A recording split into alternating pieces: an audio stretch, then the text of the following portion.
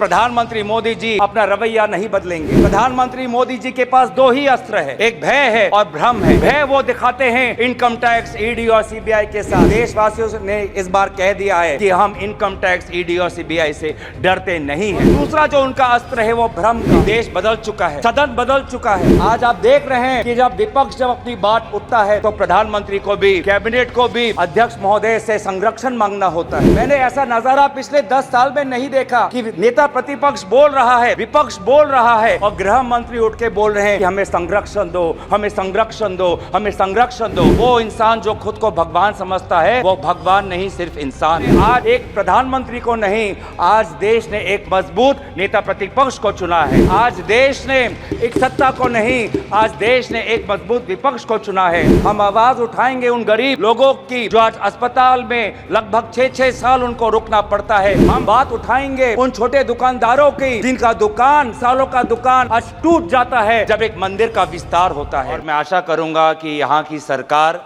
अपनी चिंता व्यक्त करे और असम में अभी तुरंत आज ही एनडीआरएफ की एक टीम भेजे और जल शक्ति के मंत्री भी वहाँ पे जाए, क्योंकि जिस प्रकार से एम्बैंकमेंट चारों तरफ टूट रहे हैं, पानी जिस तरफ से बढ़ रहा है, बहुत ही एक खतरनाक एक वातावरण वहाँ पे है।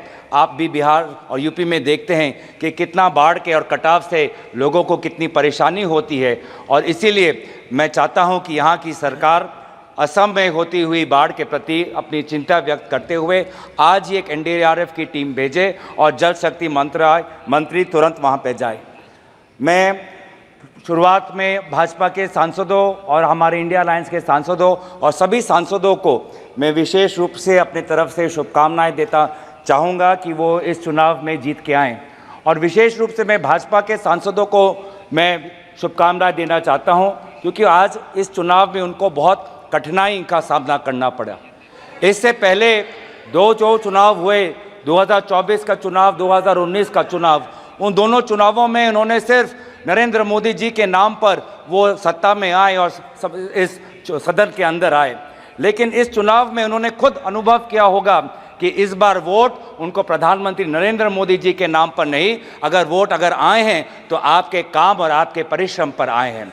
आपसे भी कई सांसद ऐसे आए हैं जो घिस के आए हैं, 30,000 वोट से आए हैं, 5,000 वोट से आए हैं। आप अपने बल पे आए हैं, किसी प्रधानमंत्री के नाम पर नहीं, आप अपने बल पे आए हैं। और इसीलिए मैं आपको शुभकामनाएं मैं देना चाहूँगा और याद दिलाना चाहूँगा कि भारत की आवाम इस वोट से ये कहना चाहती है कि वो इंसान जो खुद को भगवान समझता है वो भगवान नहीं, सिर्फ इंसान है।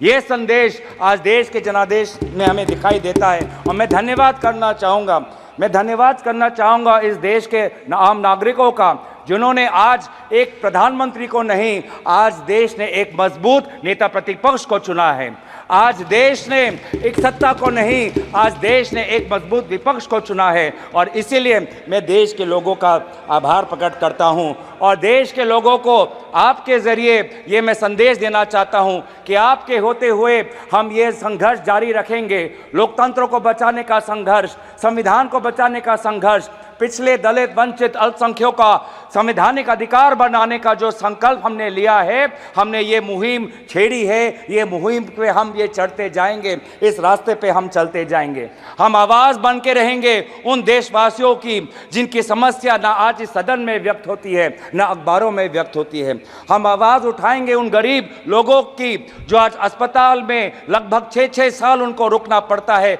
पर उनको सर्जरी का अपॉइंटमेंट नहीं मिलता है। हम आवाज़ उठाएंगे वो सड़क पे सोते हुए युवाओं की, लोगों की, जिन पर एक अमीर का गाड़ी, एक अमीर बाप का गाड़ी का बेटे का गाड़ी रेंगते हुए उनको मार देता है और फिर वो बेटा बाद में बेल पर निकल जाता है। और उन जो लोग जो सड़क पे सोते हैं आज उनके बारे में कोई नहीं सोचता। हम बात उठाएंगे उन छोटे दुकानदारों की जिनका दुकान, सालों का दुकान आज टूट जाता है जब एक मंदिर का विस्तार होता है। हम बात उठाएंगे उन बेरोजगार युवाओं की जो आज वीज़ा भटक के संघर्ष में आज वो कभी पनामा के रूट से अमेरिका में जाते हैं, कभी कनाडा जाते हैं, कभी यूरोप जाते हैं, कभी मिडिल ईस्ट जाते हैं। आज यूपी, हरियाणा, पंजाब, गुजरात का युवा आज उसको देश के अंदर नहीं, अगर रोजगार मिलता है तो विदेश में मिलता है। हम उनकी आवाज़ उठाएंगे। हम आवाज़ उठाएंगे उन बच्चों की जो आज रो रहे हैं, सालों की मेहनत आज उनका व्यर्थ हो गया है जब नीट का ये पेपर लीक हो गया है।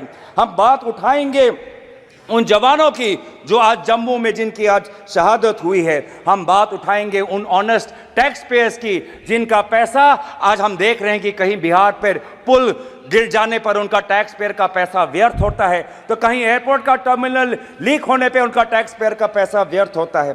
पर हमें यह भी पता है कि प्रधानमंत्री मोदी जी अपना रवैया नहीं बदलेंगे।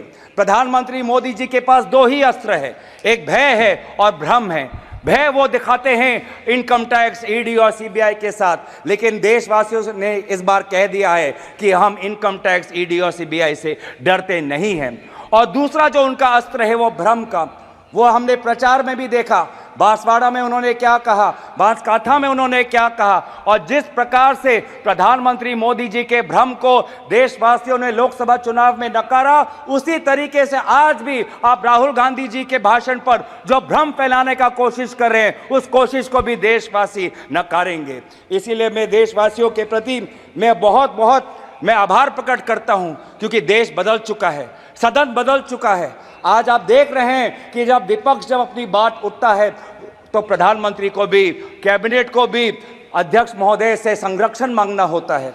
मैंने ऐसा नज़ारा पिछले 10 साल में नहीं देखा कि नेता प्रतिपक्ष बोल रहा है, विपक्ष बोल रहा है और गृह मंत्री उठ के बोल रहे हैं कि हमें संरक्षण दो, हमें संरक्षण दो, हमें संरक्षण दो। ये है ताकत लोकतंत्र की, जहाँ पे सत्ता पक्ष हो, जहाँ पे विपक्ष हो। अगर आपके पास सत्ता है इसका मतलब ये नहीं कि आप सही हो, अगर हम विपक्ष में हैं इसका मतलब हम गलत है, ये इसका मतलब नहीं है। सत्ता पक्ष विपक्ष लोगों की दो राय रखता है और फिर जनता जनार्दन निर्धारित करती है कि वो किसको राय को स्वीकारता है, चाहे वो सत्ता हो का विपक्ष को। और इसीलिए आज में देश बदल चुका है उत्तर पूर्वांचल से, जहां से आज मणिपुर के 2 सांसद हम जीत के आए हैं। नागालैंड में हम पिछले बार जब कांग्रेस पार्टी जीती थी तो वो 1996 में थी, अब आज दोबारा हम 2024 में जीत के आए हैं। मेघालय में इनके जो टूरा लोकसभा सीट हम जीत के आए हैं, वो पिछला सीट हम 1996-98 में हम जीते थे, आज दोबारा वो टूरा लोकसभा सीट हम जीत के आए हैं। आज एनडीए को उत्तर पूर्वांचल के लोगों ने नकारा है। मणिपुर में दोनों सीट हारे हैं, नागालैंड में 1 सीट हारे हैं, मेघालय में ये दोनों सीट हारे हैं। मैं धन्यवाद करना चाहता हूं आपके द्वारा जोरहाट के लोगों को जिन्होंने एक मुख्यमंत्री को हराया, और मैं धन्यवाद करना चाहता हूं धुबरी के लोगों को जिन्होंने एक सांप्रदायिक शक्ति को 10 लाख वोटों से हराकर एक संदेश दिया है कि चाहे वो अल्पसंख्यक हो, लेकिन कोई भी व्यक्ति अपने आप को धार्मिक गुरु भी कहता हो, लेकिन धर्म के नाम पर अगर समाज को बांटता है तो प्रजा उसके साथ नहीं होगी। तो मैं धन्यवाद करना चाहूंगा। और ये बदलाव लाने के लिए वे सारे जो समाज के विभिन्न वर्ग हैं, मैं सभी का आभार प्रकट करता हूं। वे हजारों लोग जो राहुल गांधी जी के साथ भारत जोड़ो न्याय यात्रा पे चले, मैं उनका धन्यवाद करना चाहता हूं। मैं उन पत्रकारों का धन्यवाद करना चाहता हूं जिन्होंने निष्पक्षता से अपने पत्रकारी का जो उन्होंने जिम्मेवार उन्होंने उठाया। आज एक संदेश गया उन पत्रकारों को जिनको हौले हौले प्रधानमंत्री मोदी जी से प्यार है। एक संदेश गया उन पत्रकारों को जो कहते हैं कि ये तो सिर्फ फॉर्मेलिटी है, कि अपनी पत्रकारिता पर ध्यान दे, नहीं तो लोग आपको देखना बंद कर देंगे। मैं आज युवाओं को मैं आभार प्रकट करना चाहता हूं क्योंकि उन्होंने व्हाट्सएप का इस्तेमाल नहीं किया, उन्होंने अपना विवेक का इस्तेमाल किया। मैं उन सनातन धर्मों को मानने वाले लोगों का मैं आभार प्रकट करता हूं जिन्होंने आज नफरत और हिंसा पर नहीं, लेकिन धर्म जो हमें सिखाता है इंसानियत, चाहे हिंदू हो, चाहे मुस्लिम हो, चाहे ईसाई हो, चाहे सिख हो, हर धर्म हमें सिखाता है कि हम एक अच्छा इंसान बने। इंसानियत के आदर्शों को हमें सिखाता है, समाज एक आदर्श बने वो हमें सिखाता है। मैं गुजारिश करना चाहता हूं आपके द्वारा, मैं अंत में आ रहा हूं सर, लास्ट के मैं 2-3 चीज़ें बोलना चाहता हूं। मैं आपके द्वारा मैं गुजारिश करना चाहता हूं कि आप बार बार बात करते हैं कि हमने एक नया सदन बनाया, लेकिन क्या ये उचित नहीं होता कि चाहे पुराना सदन हो चाहे नया सदन हो, इन दोनों सदनों के सामने डॉक्टर भीमराव अंबेडकर की मूर्ति हमारे सदन के सामने होनी चाहिए थी? क्या ये उचित नहीं था? क्या ये उचित नहीं था कि चाहे नया सदन हो? ये स्पीकर का प्रीमाइसेज होता है। मैं गुजारिश कर रहा हूँ मैं आपसे गुजारिश कर रहा हूं, मैं अपनी व्यथा गुजारिश कर रहा हूं, मैं स्पीकर महोदय को आपके द्वारा गुजारिश कर रहा हूं कि पहले के तरह सदन के सामने आदरणीय राष्ट्रपिता महात्मा गांधी जी के मूर्ति को रखिए और पहले के तरह डॉक्टर भीमराव अंबेडकर के मूर्ति को मैं गुजारिश कर रहा हूं, मैं स्पीकर के निर्णय का सम्मान करते हुए उनके मैं गुजारिश कर रहा हूं कि हमारी भी बात सुने, हमारी भी जो मैं चेयर पे हूं तो अगर आपने स्पीकर से गुजारिश की तो सुन लीजिए। आपने कहा कि बाबा भीमराव अंबेडकर की एक मूर्ति यहाँ जो स्थापित होनी चाहिए। आपको भी निमंत्रण गया होगा। इस पार्लियामेंट में पहली बार सारे महापुरुषों का बाबा भीमराव अंबेडकर से लेकर के महाराणा प्रताप से लेकर के एक बड़ी वीथिका बनाई गई है उसी संविधान भवन के साथ, और जिसका उद्घाटन हुआ पिछले दिनों। शायद आप जाएंगे तो आपको लगेगा कि एक पार्लियामेंट के अंदर एक ऐसी चीज़ हो गई कि कोई भी बाहर का डेलीगेशंस या हमारे खुद मेंबर पार्लियामेंट या बाहर के लोग आएंगे तो उनको इस संविधान भवन, इस पार्लियामेंट के साथ साथ अपने देश के महापुरुषों को एक साथ सारी प्रतिमाओं को ढंग से रख करके पार्क बनाया गया है। धन्यवाद।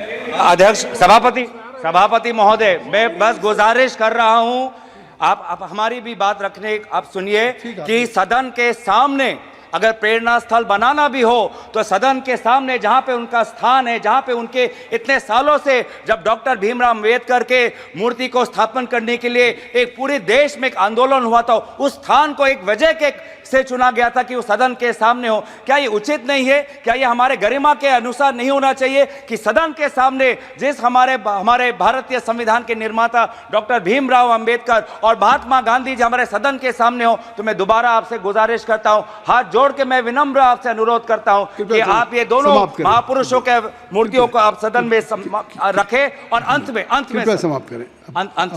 अंत में अगर समाप्त कर लें, अंत में मैं बस आ रहा हूं, अंत में जो हमने एक मांग रखी कि नीट को लेके एक चर्चा हो, शिक्षा विभाग को लेके आज एक बहुत एक असमंजस नेता प्रतिपक्ष नीट पर लेके एक चर्चा हो, उस चर्चे पे एक आप अमल करें। और बस आखिरी मांग कि आज जो आदरणीय शिक्षा मंत्री है उन्होंने अपनी जिम्मेवारी 2021 में ली, 2021 में अपनी जिम्मेवारी लेने के पश्चात आज इतने सारे पेपर लीक हुए, उनको शिक्षा मंत्री एक और दिन होने का। श्री इंदिरा, आपने